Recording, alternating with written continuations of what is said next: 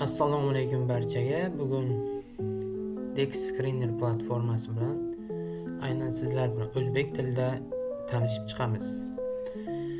Dex Screener platformasi aynan markazlashmagan birjalar qatoridagi eng kuchli platforma hisoblanadi. Platformadagi ustun jihatlari, telefon versiyasidagi farqlari, qulayliklari bilan tanishib chiqamiz. Nima uchun aslida bu platforma ishlatiladi?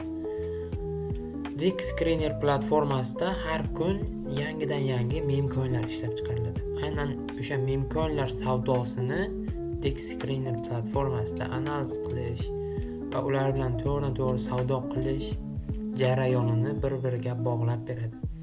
Biz alohida sovuq hamyorlar ochgan holda Dex Screenerga ulashimiz ham mumkin yoki shunchaki o'sha coinning kontrakt adresini ko'chirib nusxa olgan holda hamyonni o'zidan ham xarid qilishimiz mumkin.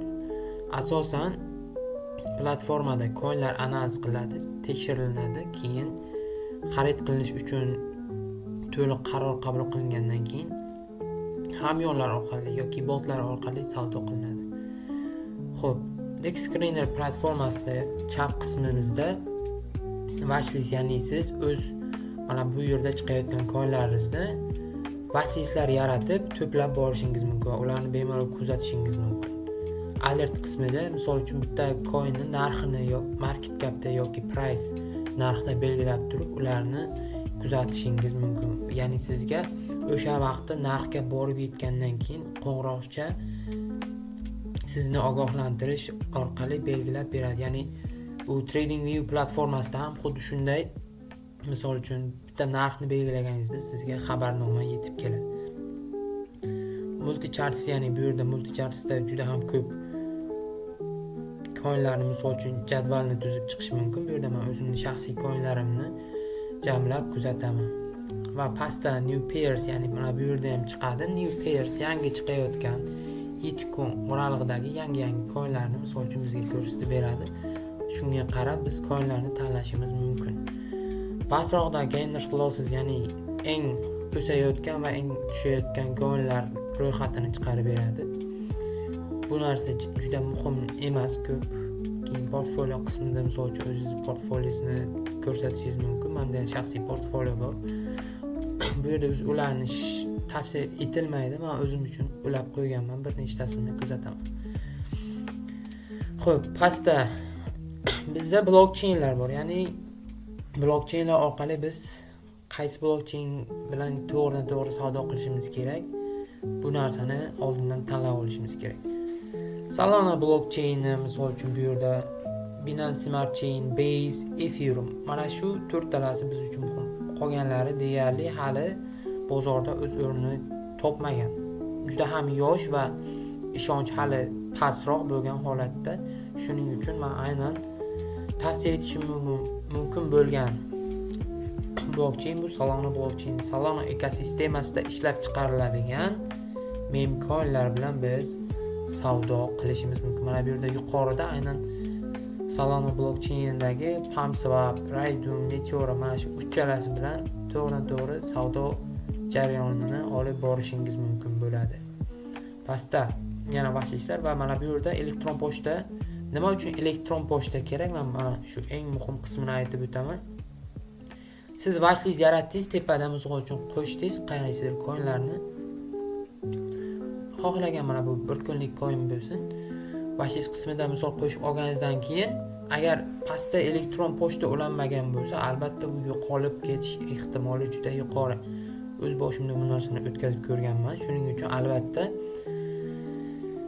elektron pochtaga ulagan vaqtingizda xohlagan telefonda yoki kompyuter, notebookda bemalol o'sha elektron pochtadagi watchlistlaringizni o'zingiz kuzatadigan coinlar jadvalini har doim olib yurishingiz mumkin bo'ladi.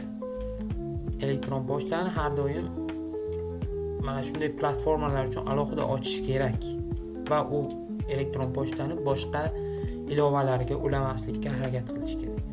Hamma taraflama xavfsizlikka e'tibor qilish kerak.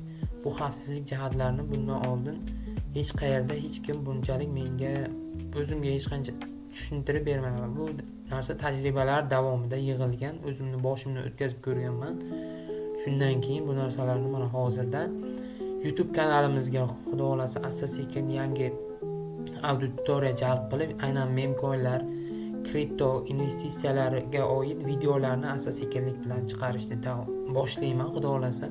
Bu birinchi videom. Qo'llab-quvvatlab, like, comment va xudo xolasa kanalimizga obuna bo'lsangiz, keyingi videolarda yanada foydaliroq kontentlar ishlab chiqarishga harakat qilaman. Xo'p, platformani yana ustunlik jihatlari va kamchilik jihatlarini ham aytib o'taman. Misol uchun bizda trend holatda turgan 24 soat ichdagi coinlarni ro'yxatini ko'rib chiqishimiz mumkin va bu yanada davom etadi. Qolgan platformalarga nisbatan bu ro'yxatni yana davom ettirish osonroq. Mana bu yerdagi misol uchun narxlar, coinlarni chiqqan muddati, transaksiyalar, volum, hamma taraflama qulayliklari juda ham ko'p. Shaxsan o'zim shu ketma-ketlikni ishlatishni yaxshi ko'raman. Dex Screenerni yana bir o'xshash anonimi bor, DexView degan. Unga juda ko'p marta kamchiliklar kelib chiqqan, tushunish qiyinroq bo'lib menga tuyulgan. Aynan shuning uchun aynan Dex Screener qulay va afzal hisoblanadi. Bu yerda chiqayotgan mem-coinlar, misol uchun deylik, siz bugun chiqqan coinni bo'lib bugun olib, foydani qilib, erta sotishingiz kerak degan narsa yo'q.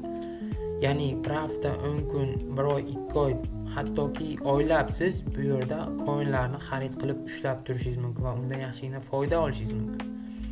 Shuning uchun platformani chuqurroq o'rganib chiqish kerak. Asosiy beriladigan bilimlar esa har doim o'z qadr-qimmatiga ega va bu narsani men oldindan aytib o'tishim kerak. Bu sohada, ya'ni mem-coinlar sohasida Dex Screenerni o'zbek tilida chiroyli va aniqlik bilan hali tushuntirib beradigan kanalni topib ko'rganim ham yo'q. Umuman chiqqani yo'q hali YouTube'da bunaqa kontentlar.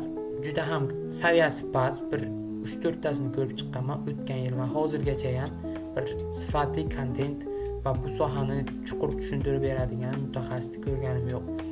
Xudo xolasa darslarimiz soni yetarlicha va bu platformada aniq ishlash, coinlarni chuqur tahlil qilishgacha texnik fundamental taraflama qisqacha videolar qilishga harakat qilaman va sizga yetarli darajada foydali bo'lishidan harakat qilaman. Xo'p, bizda asosiy mana shu ro'yxatni shakllantirib olgandan keyin misol xohlagan bitta coinimizga kirib biz uni holatini ko'rishimiz mumkin. Mana misol uchun shu coinni men o'zimni shaxsiy vashlislarimdan birida boshqa elektron pochtada kuzatuvimda mana bu trend liniya chizib qo'yilgan gorizontalniy, aynan shu liniyadan tortib yana maksimumlarni yangilash ehtimoli borligini va qayta coinlar uyg'onish mumkinligi bo'yicha o'zimni shaxsiy qarashim bo'yicha chizib qo'yganman va coin yaxshigina yurish qilib bergan. Xo'p, mem-coinlarda qanaqa ustunlik jihati bor desak, xo'p, mana shu coinni o'zi 12 dan oshiqroq daromad olib kelgan. 12 ga yaqin. To'g'ri, siz bu 3 gacha hali borganda sota olmasligingiz mumkin, lekin agar sabr bilan yondashadigan bo'lsangiz, albatta foyda qilishingiz mumkin. Va mana bunaqa akkumulyatsiya zonalarida narx qisilib qolgan va qayta razворотni model berish uchun bir necha marta harakatlar bo'lgan. Mana shunaqa holda biz har bitta coin bilan chuqur tahlillar olib boramiz. Xo'p, coinning nomi mana bu Solana blockchain PancakeSwap birja, ya'ni shu yerda swap qilinadi. Shu birjani ichki qismida chiqarilgan veb-sayt, Twitter, Telegram, ya'ni ijtimoiy tarmoqlari shu coin ishlab chiqaruvchilari tomonidan yuritiladi.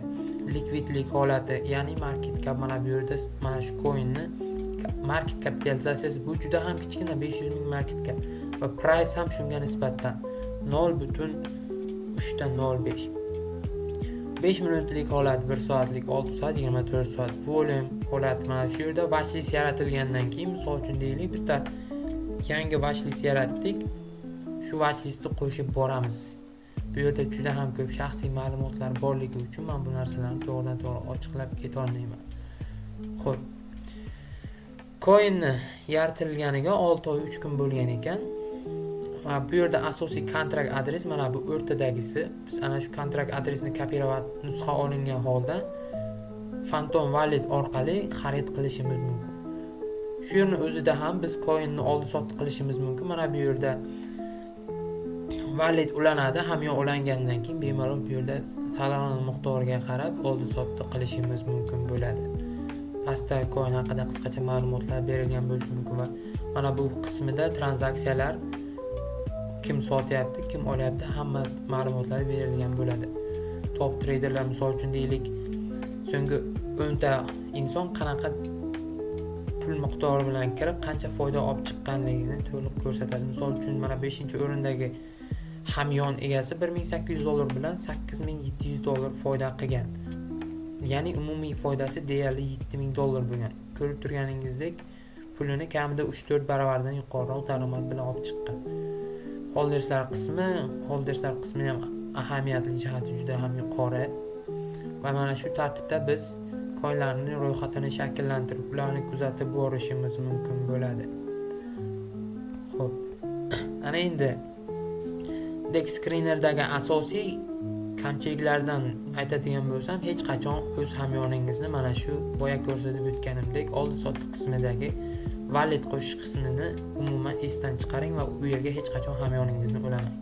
Bu narsa maxfiy, ya'ni sizni hamyoningiz butun boshli kapitalizmni yo'qotilib ketishiga ham sabab bo'lishi mumkin. Shu narsaga ahamiyatli bo'lishingiz kerak bo'ladi albatta. Xo'p, mana bu qismida misol uchun filtrlar bo'limida siz coinlarni ro'yxatini yanada aniqroq shakllantirish uchun o'zingiz xohlagan narxlarni, misol uchun raqamlarni kiritib olishingiz mumkin bo'ladi. Eng kamida misol uchun xo'p, bu yerda soatlik turibdi. Misol uchun 1000 soat deb yozadigan bo'lsak, 1000 soatdan yuqori bo'lgan coinlarni bizga ko'rsatadi. Yoshini to'g'rilab olamiz. Misol deylik, mana bu Roy degan coinning holatini ko'rib chiqasiz. Misol volum qismi kerak emas, umuman misol shamlar shakllanishi, markaz strukturalar hamma taraflama texnik fundamental yondashib coinni olish niyatingiz bo'lsa, albatta kerakli nuqtada xarid qilishingiz mumkin bo'ladi. Xo'p, mana bu qismida belgilab chiqib, misol uchun qaysi biri sizga kerak va qaysi biri kerak emas. Bu yerdagi hech birini o'zgartirish shart emas. Ya'ni siz o'zgartirishingiz kerak bo'lgan narsa faqat mana shu filtr qismida kerakli raqamlarni to'g'ri kiritib, coinni siz o'zingizga moslab olishingiz mumkin bo'ladi. Xo'p, asosiy savdo juftliklari bo'yicha PancakeSwap o'zi chiqqaniga hali 7 oy bo'ldi. Raydom bu avvalda ancha yillar davomida bor. Misol uchun men boshlaganimga misol 1 yildan oshiq vaqt bo'lgan bo'lsa, Raydomda ham savdo qilib kelaman. Aynan o'sha Solana blokcheyni men uchun juda ham qulay. Narxlar, tranzaksiyalar o'tkazish juda, komissiyalar juda kam, xarid qilinishi kerak bo'lgan miqdor misol deylik, siz hattoki $1 ga ham ma'lum bir miqdorda bitta coinni xarid qilishingiz mumkin bo'ladi. Aynan o'sha $1 sizga yaxshigina o'zi daromad olib kelishi mumkin. Asosiy boshlovchilar uchun misol uchun maslahat deydigan bo'lsak, qancha sarmoya bilan boshlash kerak desa, $50-100 bilan boshlash mumkin. Ya'ni siz $50-100 ni yo'qotishga tayyor bo'lib kelib, bemalol savdoni boshlashingiz mumkin. Asosiy hozirgi birinchi darsligimiz shu. Keyingi darsliklarda ko'rishguncha, albatta kommentlarda o'z fikringizni qoldiring. Videoni qisqacha olib boraman. Juda ko'p uzoq bo'lsa, tushunmovchiliklar bo'lishi ehtimoli bor. Sog' bo'ling, charchamang.